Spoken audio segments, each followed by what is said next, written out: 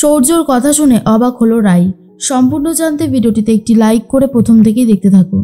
গল্পের শুরুতেই দেখা যায় রাই তো কথা বলতে থাকে নীলুর সাথে। নীলু তখন বারবার করেই বলে তার একজন ভালোবাসার মানুষ আছে আর সেই ভালোবাসার মানুষের সাথেই সে থাকতে চায়। রাই তখন বারবার করে একটা কথাই জিজ্ঞেস করে, কে তোর ভালোবাসার মানুষ, নাম কি তার, আমাকে বল, কি করে সম্পর্ক হলো, আমার সবটা জানাটা খুবই দরকার। তখনই নীলু বলে, আরে বাবা, তোকে সবটা বলবো বলেই তো এখানে এলাম। এখন যদি তোকে সবটা না বলি তাহলে কি করে হবে? দেখ, আমি সৌর্যকে ভালোবাসি। আমি না ওকে সত্যিকারের ভালোবেসে ফেলেছি, তাই আমি ওকে কিছুতেই ছাড়তে পারছি না। দি ভাই, তুই পারিস আমার সাথে সৌর্যর মিলটা করিয়ে দিতে। বল না, দিবি না তুই করিয়ে? এইটুকু তো তুই তোর বোনের জন্য করতেই পারিস, বল। তখনই রাই বলে, এইটুকু জিনিস চাই? মানে তুই তো সৌর্যর অলরেডি স্ত্রী আছিস, তারপরেও তোর এত অনিশ্চয়তা কিসের জন্য? এরপরেই নীলু বলে, তুই তো জানিসই ও আমাকে কোনোভাবেই মেনে নিতে পারছে না, ও আমার ওপর রাগ করছে। দেখ, আমি ডিভোর্সের টাকাটা এই জন্যই চেয়েছি যাতে ও আমাকে ডিভোর্স দিতে না চায়, যাতে আমাদের সম্পর্কটা ঠিক থাকে। তুই একটা কিছু ব্যবস্থা কর না দি ভাই, ওকে আমি ভীষণ ভালোবাসি, ওকে ছেড়ে আমি থাকতে পারছি না। রাই তখন বলে, আচ্ছা আচ্ছা ঠিক আছে, আমি ওর সাথে কথা বলে দেখছি, কিন্তু তুই তো অনেক খারাপ কাজ করে ফেলেছিস, যার জন্য সৌর্য তোর ওপর আরও বেশি করে রেগে গেছে। নীলু তখন বলে, আমি এগুলো করতে চাইনি, আমি সত্যি এইরকম কিচ্ছু করতে চাইনি, কিন্তু পরিস্থিতি আমাকে এমনভাবে বাধ্য করেছিল যে আমার কিছু করবার ছিল না। প্লিজ দি ভাই, তুই কিছু একটা ব্যবস্থা কর, এই রকমভাবে আমিও আর মেনে নিতে পারছি না। রাই তখন বলে, দেখছি কি করা যায়, তবে আমি নিজেও কথা দিতে পারছি না, সৌর্যর সাথে আমি কথা বলে দেখব। এরপর নীলু বলে, তোর সাথে আমার যে বিষয় নিয়ে কথা হলো তুই স্রোতকেও জানাবি না। ইদানিং ও আমার সাথে কেমন যেন একটু করতে থাকে, যেটা আমার মোটেই ভালো লাগে না। তার মধ্যেই রাই তখন বলে, ঠিক আছে, স্রোতকে আমি বলবো না। এর মধ্যেই স্রোত চলে এসেছে আর বলে, কিরে তুই আমার দিভাইয়ের সাথে কি কথা বলছিস বলতো? নীলু তখন বলে, এমন করছিস যেন দিভাই আমার দিভাই হয় না। আচ্ছা স্রোত, তোর সাথে আমার কি হয়েছে বলতো যে তুই এই রকম বাড়াবাড়ি করছিস? আর তখনই স্রোত বলে, আমার সাথে তোর কিছুই হয়নি, কিন্তু তুই দিভাইয়ের যে ক্ষতি করার চেষ্টা করেছিস সেটা তো আর আমি কোনোভাবেই ভুলে যেতে পারছি না, সেটা আমার খুব ভালো মতনই মনে আছে। আমি সেই জন্যই কথাটা বললাম আর কি।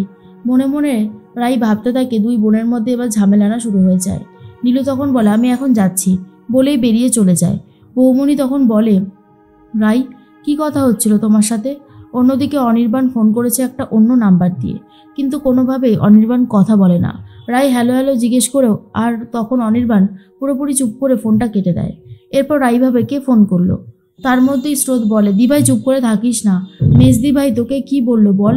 ও নিশ্চয়ই এমন কিছু কথা বলেছে যেটা আমাদের সবার সামনে বলা যাবে না, তাই জন্যই ও এরকম লুকিয়ে চুরিয়ে বলতে এসেছে। আমি ওকে খুব ভালোভাবে চিনি, ও এতটাই মিথ্যে কথা বলে সে আর বলার মতন না। রাই তখন বলে, আচ্ছা আচ্ছা ঠিক আছে, একটু শান্ত হ, এত রাগারাগি করলে কি করে হবে? তখনই বৌমণি বলে, রাগারাগি করবার মতন কারণ আছে বলেই হয়তো করছে, কারণ নীলুকে আমরা সত্যি বিশ্বাস করি না, ও আবার কি করেছে? রাই তখন বলে, দেখো বৌমণি, স্রোত, ওর ওপর তো আমার একটা দায়িত্ব থেকেই যায়, তাই না? ওর সাথে যেই কাজটা আমি করেছি সেটা তো ভালো খুব একটা কিছু করিনি, তাই দায়িত্ব কিছু থেকেই যাচ্ছে। আমি দেখছি কি করা যায়, সৌর্যর সাথে ওর সম্পর্কটা ভালো করার জন্যই আমি চেষ্টা করে যাব। তখনই স্রোত বলে, বুঝতে পেরে গেছি, মেজদি ভাই তোকে এই কথাটাই বলে গেছে। ও খুব ভালো মতন জানে তোর কথা সৌর্যদা ফেলতে পারে না, কিন্তু এই ক্ষেত্রে তোর কথাও সৌর্যদা ফেলবে। মেজদি ভাইয়ের সাথে সংসার করা যায় না। সৌর্যদার মতন ভালো ছেলের সাথে ও যা করেছে সেটা আর বলার মতন না। পুরনো সব কথা তো আর সবাই ভুলে যেতে পারে না, সবারই সবটা মনে আছে। রাই তখন বলে, আচ্ছা তুই যদি এরকম রাগারাগি করতে থাকিস তাতে কি সলিউশন কিছু হবে? উল্টে সমস্যা বাড়বে বই কমবে না। সেই জন্যই আমি বলছি দয়া করে একটু শান্ত হ। কিন্তু স্রোত কোনোভাবেই শান্ত হতে পারে না।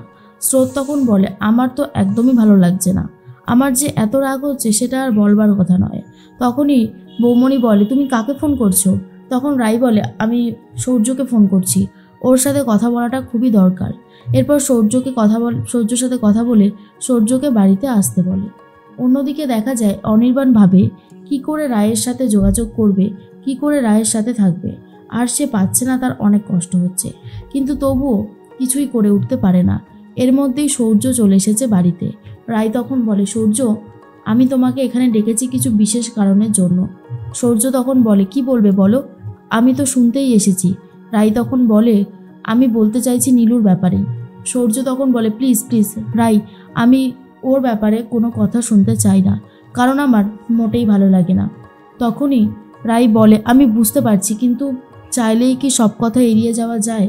বলো না, সব কথা কি এড়িয়ে যাওয়া যায়? তুমি এরকমটা করো না, একটু শান্ত করে সবটা বোঝার চেষ্টা করো। কিন্তু সূর্য একদমই বুঝতে চায় না আর বলে, আমি পারবো না, ওই মেয়েকে ঘর সংসার করানোর জন্য আমি কোনোভাবেই পারবো না। তুমি জানো ও আমার সাথে ডিভোর্সই দিতে চেয়েছিল। এই যে তুমি অসুখে পড়েছো, আমার মনে হয় ও এমন কিছু ভেবেছে যে ও অসুখে পড়ে থাকলে কে দেখবে, বা ওর বেশি টাকা খরচা হয়ে যেতে পারে, ও রিস্ক নিতে চাইছে না, তাই জন্যই আমাকে ডিভোর্স দেবে না বলছে। রাই, হতে পারে নীলু তোমার বোন, কিন্তু ওকে আমি যতদূর চিনেছি আমার কিন্তু এই কথাটাই বারবার মনে হয় যে ও খুব লোভী স্বার্থপর একটা মেয়ে, যে নিজেরটা ছাড়া অন্য কারোটা বোঝেই না। স্রোত তখন বলে, একদম ঠিক কথা বলেছ অনিদা, সূর্যদা, আমি একদমই ঠিক তোমার সাথে একদম একমত যে ও আর অনিদা দুজন মিলে দুজনকে সন্দেহ করে চলেছে। অনিদা যেমন দিভাইকে করে, আবার তোমাকেও করে, আর অন্যদিকে মেজদিভাইও সেম, তোমাকেও করছে আবার দিভাইকেও করছে। সেটা আমি বড়দিভাইকে বোঝাতে পারছি না, কিন্তু অনির্বাণের কথাটাই বারবার ভাবছিল রাই। আর তখনই মনে মনে একটা কথা ভাবতে থাকে যে নীলু হয়তো বদলে গেছে, নীলু হয়তো আর এরকম কিছু করবে না। কিন্তু স্রোত স্পষ্টভাবে বলে দেয়, নীলু কোনোদিনও বদলাতে পারে না। সূর্য একই কথা রায়কে বলতে থাকে আর বলে, তুমি যাই বলো না কেন, আমি কোনোভাবেই নীলুকে আর নিজের জীবনে মেনে নিতে পারবো না। ও যা করেছে তারপরে ওকে মেনে নেওয়া মানে একদম খারাপ কাজ করা, আর আমি সেটা কোনোভাবেই করতে পারবো না, স্পষ্টভাবে রায়কে জানিয়ে দেয় সূর্য।